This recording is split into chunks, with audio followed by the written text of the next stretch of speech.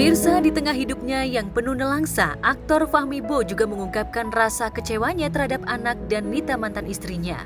Bagaimana tidak, saat putranya menikah beberapa waktu lalu, Fahmi hanya diundang sebagai tamu. Padahal Fahmi berharap jika dia bisa berada di samping putranya saat anaknya mengucapkan ijab kabul, serta bisa berdiri di pelaminan sebagai orang tua mempelai. Mungkin ketidaktahuan saya atau kebaperan saya atau perasaan saya aja nih yang seperti itu gitu. Ternyata emang kalau pernikahan anak laki-laki itu tidak apa-apa kalau nggak ada wali, ya kan. Saya nggak tahu gitu. Cuman saya merasa di saat itu saya nggak ada berada di meja pernikahan gitu. Jadi saya ada di depan aja, di depan sama tamu-tamu yang lain. Yang di situ ya malah saudara dari mantan. Ya di situ saya berpikiran aja, papar aja gitu, ya Allah, pengen gitu kan nampingin anak yang udah lama gak ketemu, bisa di tempat pernikahannya itu gitu kan. Pengen banget gitu loh, karena satu juga baru ketemu lagi di acara pernikahan itu sama anak-anak. Ya mungkin perasaan saya aja lah.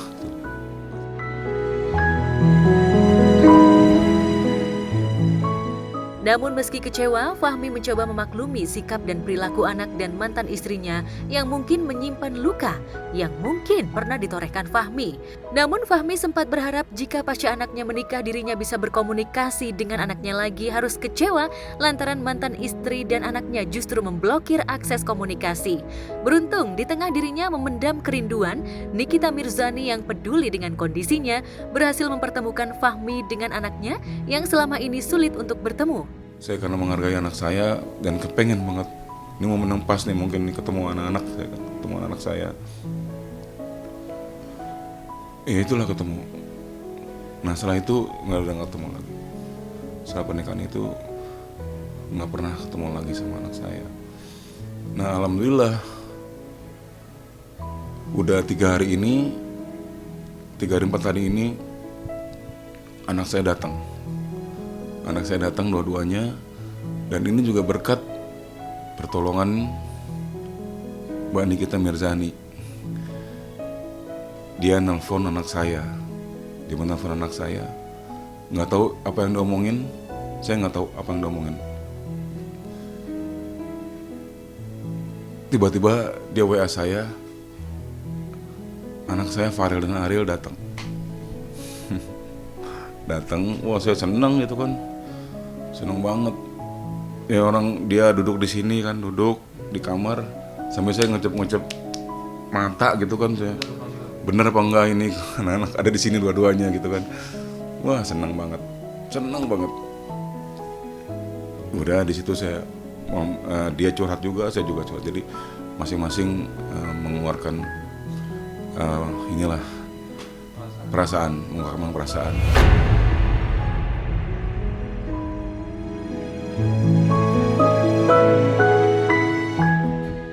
Ya, Fahmi bersyukur di tengah hidupnya yang tengah kesulitan ekonomi, bahkan untuk membayar kos saja dirinya tak mampu, Nikita datang sebagai penolong dirinya. Nikita lah adalah salah satu artis yang peduli dengan kepiluan kehidupan Fahmi. Nikita bahkan membantu Fahmi membayar tunggakan kos selama 4 bulan. Tak hanya itu, artis yang penuh dengan kontroversi ini juga membantu Fahmi membayar kosan hingga 1 tahun ke depan. Pengobatan saya dibawa ke rumah sakit, ya inilah kosan saya ini. Yang saya tadinya udah last minute banget, udah bisa dihitung jam lah. Kalau saya tidak bayar, saya akan disuruh keluar, diusir dari kontrakan ini. Karena saya menunggak 4 bulan. Saya nunggak 4 bulan, belum bayar.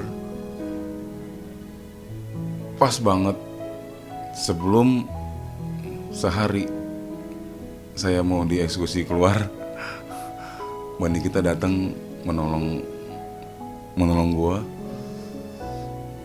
dibayarin 1 tahun.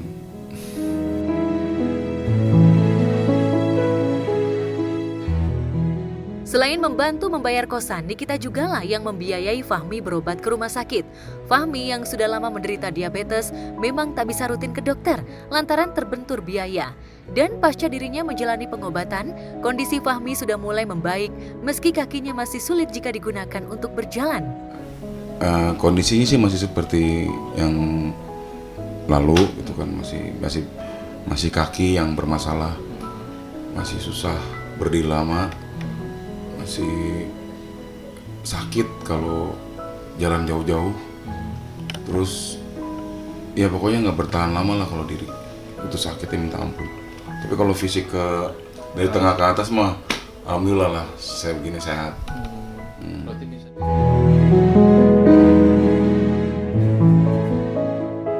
Ya, hidup Fahmi memang tak seperti dulu di saat dirinya masih berjaya. Dulu saat Fahmi masih bermain di sinetron stripping, Fahmi hidup dengan berkecukupan. Bahkan demi istri dan anaknya kala itu, Fahmi berhasil membeli sebuah mobil baru.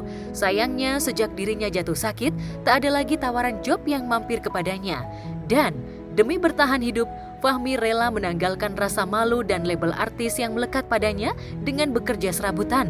Pemain tukang ojek pengkolan ini bahkan rela membantu temannya berjualan pecel lele serta menjadi tukang parkir agar dirinya bisa membayar kos dan makan. Sekarang nggak ada ya. Kalau kemarin-kemarin tuh sebelum puasa masih ada lah, saya bantu teman jualan pecel lele.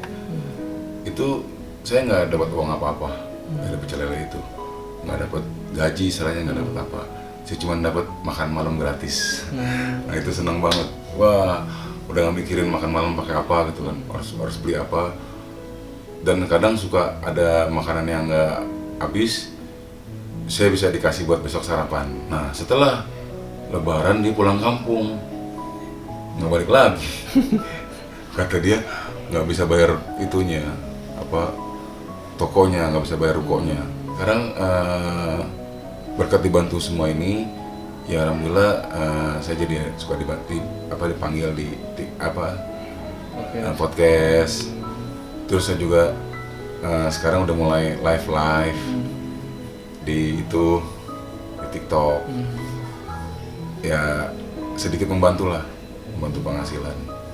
Gitu, bisa nabung, bisa ngumpulin buat hari-hari.